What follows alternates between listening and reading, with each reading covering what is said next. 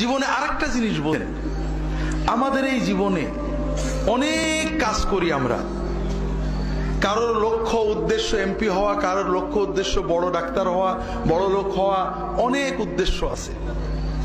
আমরা অনেক কিছু করি, কিন্তু আবার সবকিছু রেখেই চলে যেতে হয়, ঠিক না? আরেকটা জিনিস বোঝেন, দুনিয়াতে কেউ আপন হয় না।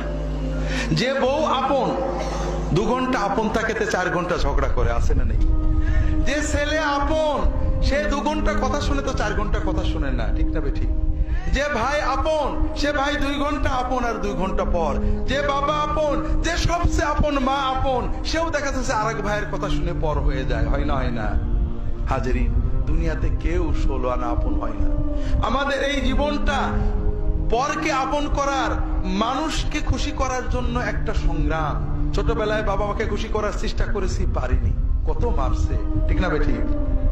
বড় হয়ে বান্ধবীদের বন্ধুদের খুশি করার চেষ্টা করছি, থাকেনি, ঠিক না বেঠিক? বিয়ে করে বউকে স্বামীকে খুশি করার চেষ্টা করেছি, 16 আনা কখনোই হয়নি, ঠিক না বেঠিক?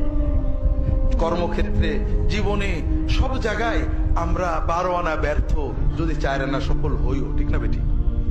একজনই আছেন যাকে আপন করলে তিনি কখনো পর হন না। তিনি কে? আল্লাহকে আপন করতে পারলে সব সময় আল্লাহকে সাথে পাবেন। যদি আল্লাহকে আপন করে নিতে পারেন, আপনার বিপদে আপদে কষ্টে দুঃখে সব সময় মনে হবে আল্লাহ আপনার সাথেই রয়েছে।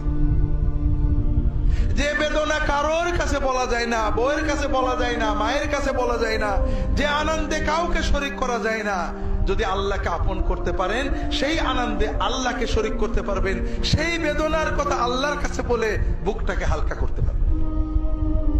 কথাকে বুঝতে পেরেছেন?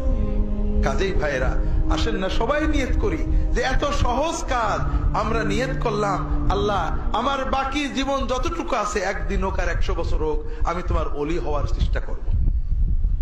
আল্লাহ তাআলা সকলের নিয়ত কবুল করে নিন, আমিন।